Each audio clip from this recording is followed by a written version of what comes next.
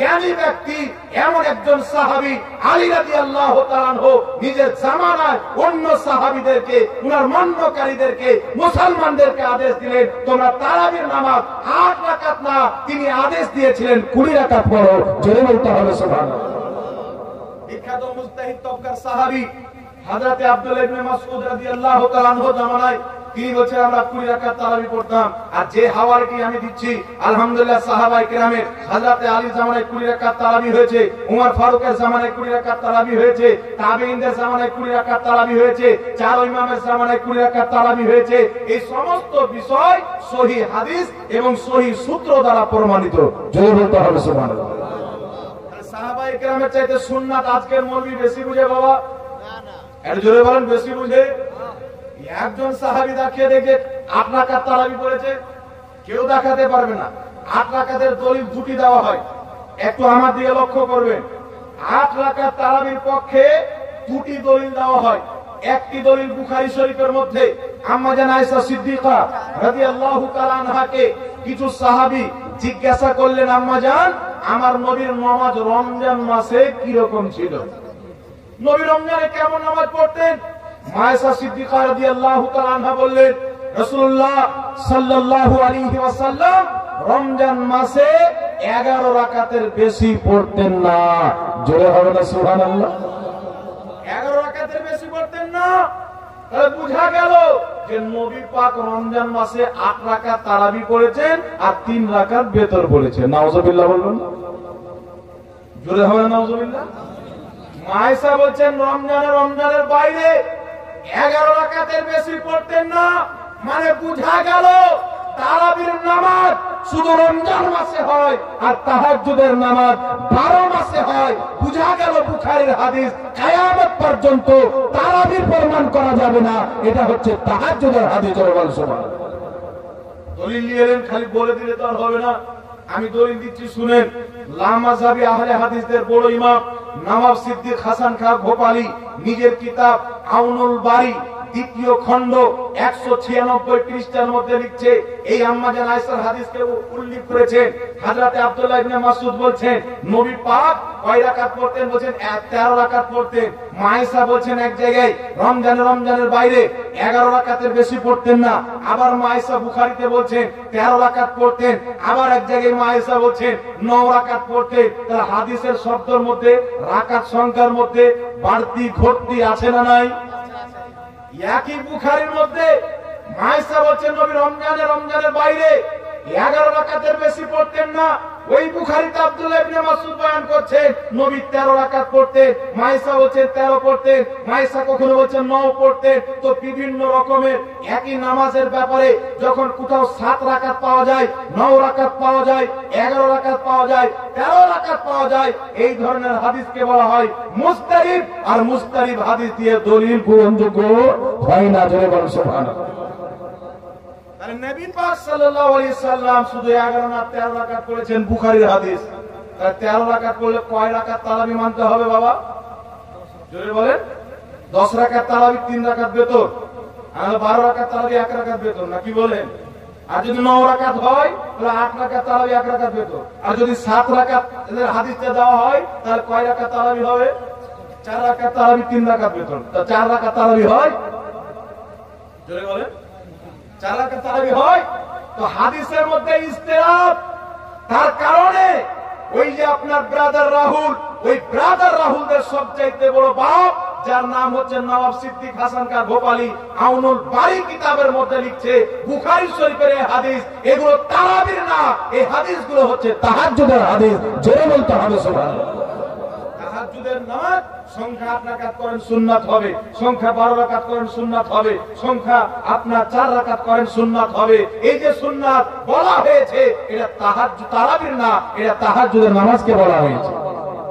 আরেকজন বিখ্যাত ইমাম ইবনে হাজার আসকালানী রাহমাতুল্লাহ আলাইহি, জিনার কিতাবকে ব্রাদার রাহুলদের বড় শাইখরা ছাপায়, যে কিতাবটির নাম হচ্ছে ফাতহুল বারী, বুখারী শরীফের সারা ফাতহুল বারী, সারা পৃথিবীতে সবচাইতে বেশি গ্রহণযোগ্য বুখারী শরীফের সারা, এই কিতাবের মধ্যে ইমাম ইবনে হাজার আসকালানী বলছেন আম্মা জান আয়েশার হাদিস, নবী রমজানের বাইরে 11 রাকাতের বেশি পড়তেন না। ইমাম ইবনে হাজার আসকালানী বলছেন এটা তারাবি না, এটা হচ্ছে তাহাজ্জুদের হাদিস। জোরে বলতে হবে সুবহানাল্লাহ। এটা কিসের হাদিস বাবা?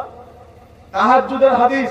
ইমাম ইবনে হাজার আসকালানী ফাতহুল বারীর মধ্যে লিখছেন নাসাবা বা'দুহুম ইল্লাল ইসতিরাব, এবং এই হাদিসের মধ্যে ইসতিরাব রয়েছে।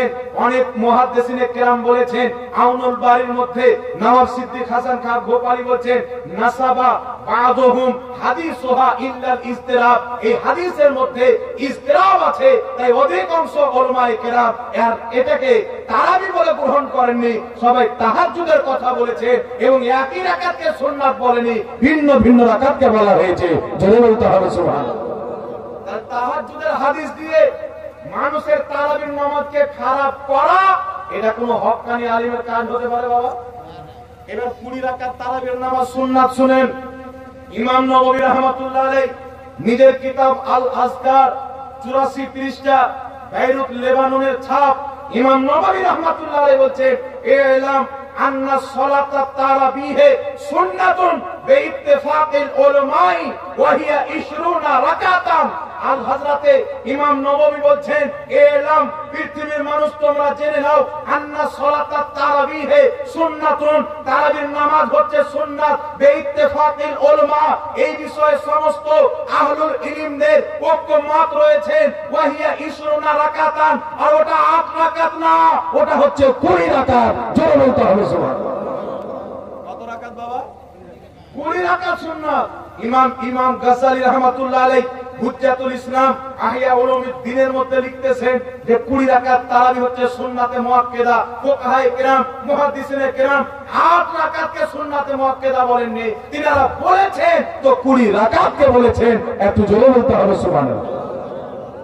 তার কারণে 20 রাকাত তারাবির সহিহ হাদিস, এই হাদিসে না দুর্বলতা আছে, না এই হাদিসে ইজতিরাব আছে, না এই হাদিসে মতনৈক্য আছে। তাই 20 রাকাত তারাবির উপরে যেহেতু প্রত্যেক সাহাবা মেনেছেন, 20 রাকাত তারাবি ইজমা পোষণ করেছেন। আর মোল্লা আলী কারি বলছেন আজমাউস সাহাবাতো, সাহাবায়ে কেরাম 20 রাকাত তারাবির উপরে ইজমা পোষণ করেছেন। জোরে বলুন সুবহানাল্লাহ। আজকে কোন ব্যক্তি যদি গাঁজা খেয়ে এসে বলে যে 8 রাকাত তারাবি নামাজ, মানা যাবে বাবা? কথা বলেন, মানা যাবে? কেউ যদি এই ধরনের কথা বলে তো আমার সাথে যোগাযোগ করাবে। আর আমি এখানে বলছি আমার ইউটিউবারদেরকেও বলবো যে আপনাদের যদি পহস থাকে তাহলে একবার আমার সাথে বসান, এমন পোস্টমর্টম করে তুমি ইনশাআল্লাহ 7 মাস পর্যন্ত বাল থাকবে না, মাথায় চুল হবে না, এমন পোস্টমর্টম করতে জিন্দেগিতে 20 রাকাত তারাবির হাদিসকে জাল বলবে না। মাত্র একবার চলে আসুক, যদি বলে আমার সময় নেই, সময় বের করো। তুমি জালসা করছো 20,000 টাকা 15,000 টাকা নিচ্ছ, আমি দেবো তোমাকে। একটা জালসার টাকা আমি দেবো, একদিন রাত্রে 2 জন জালসা বন্ধ করে দেবো। চলে এসো ফেস টু ফেস, জাতি জেনে নিবে তোমরা হাদিসের নামে কত বড় জালিয়াতি করছো। আর আমি চ্যালেঞ্জ করলাম যদি হিম্মত থাকে তাহলে একটা হাদিস পেশ করবে, একটা হাদিস যে তারাবির নামাজ হচ্ছে 20 রাকাত। এই বক্তব্য আপনারা অবশ্যই পৌঁছানোর চেষ্টা করবেন, কারণ মানুষের ঈমানকে নষ্ট হতে দেওয়া যাবে না। মানুষের নামাজ নষ্ট হতে দেওয়া যাবে না।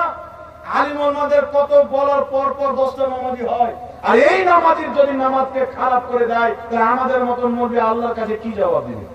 রাসূল পাক বলেছেন ফিতনার জামানায় কেউ যদি মানুষকে পথভ্রষ্ট করে আর কাউরির কাছে যদি সঠিক ইলম থাকে, সে যদি প্রতিবাদ না করে, হকটা প্রকাশ না করে, কিয়ামতের ময়দানে ওই মৌলবীকে মুখের ভাবে ফেলে দিয়ে টেনে জাহান্নামে নিয়ে যাওয়া হবে। আমরা জাহান্নাম যেতে চাই না, আমাদের মুসলমান ভাইয়ের ঈমানও নষ্ট হতে দেব না, আমলও নষ্ট হতে দেব না। বলো সুবহানাল্লাহ।